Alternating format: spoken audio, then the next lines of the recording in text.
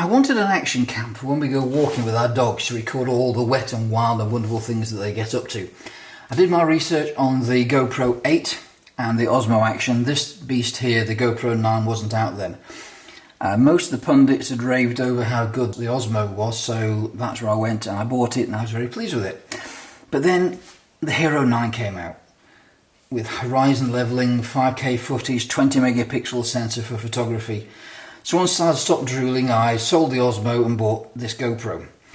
The GoPro arrived the following day and I took it out for a spin around the block and found it to be dreadful. I don't know if I got a duff camera, but the footage at 4K and 5K was blurry and pixelated. The touchscreen was quite frankly frustrating. Back in my Air Force days, I was a trained telegraphist and I could tap out a Morse message quicker than getting the GoPro to respond to the touchscreen. I returned the GoPro and got my money back. I licked my wounds and bought the Osmo again, thinking that's the one for me.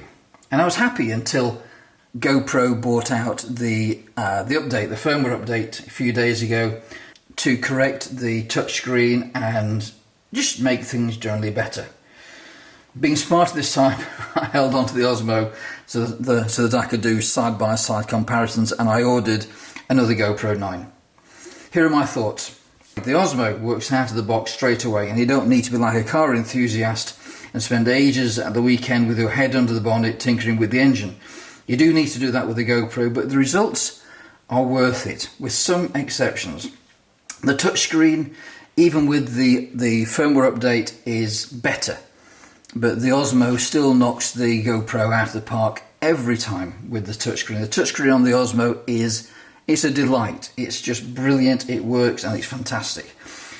With the GoPro, you have to decide on NTSC or PAL. Normally in Europe and the UK, it's PAL and 50 Hz, and for the US and some other countries, NTSC and 60 Hz. But here's the rub. I went for PAL, but it defaults to 24, 25, 50, 100 and 200 frames a second, whereas on NTSC you get 24, 30, 60, 120 and 240 frames a second.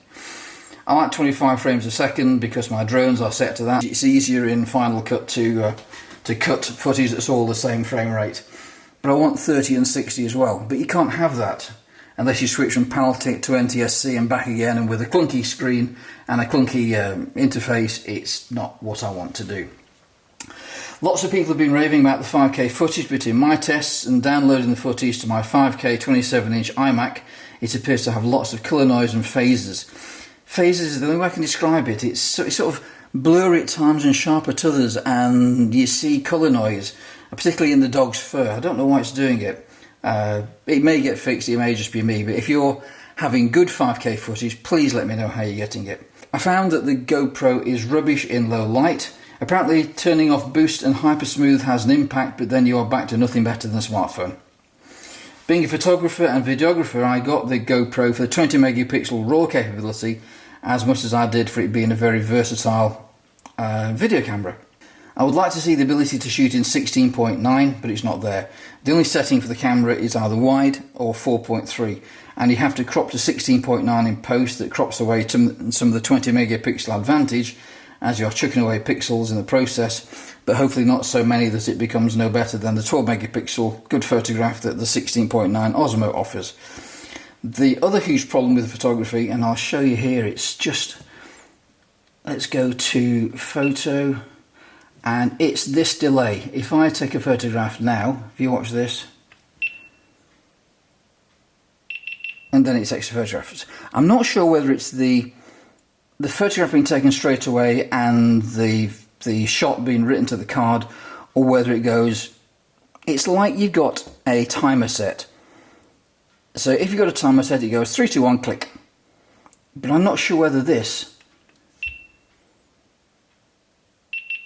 now was the click the photograph, or was the dick dick dick the photograph? Not sure. Some people say it's one, some people say it's the other, but you can't rely on it. So for photography, it's the shots I'm getting out of it when I hold the camera and take a photograph. When I was outdoors yesterday, they're okay, they're good. Bit contrasty, but in Lightroom they're okay too. You can change that. I want to order the Max lens mod, but it's out of stock. Called GoPro this morning and said I'd like to order the Max lens mod, please. And he said it's out of stock. I said, well, can I put my name down on a waiting list? Can I pay for it now? Have it on back order? No. So, well, how do I get the max lens mod for the GoPro? Keep checking the website. So it just niggled that I couldn't get or get on the list to get what I wanted. So which one did I keep? Got the GoPro 9 or the Osmo Action. It was a close thing, but I'm sticking with this little beast because I don't want to give up. The Osmo is a great camera. It's a superb camera, and if you want a camera that you take out of the box, charge it up, put your card in and start recording, that's the one to go for.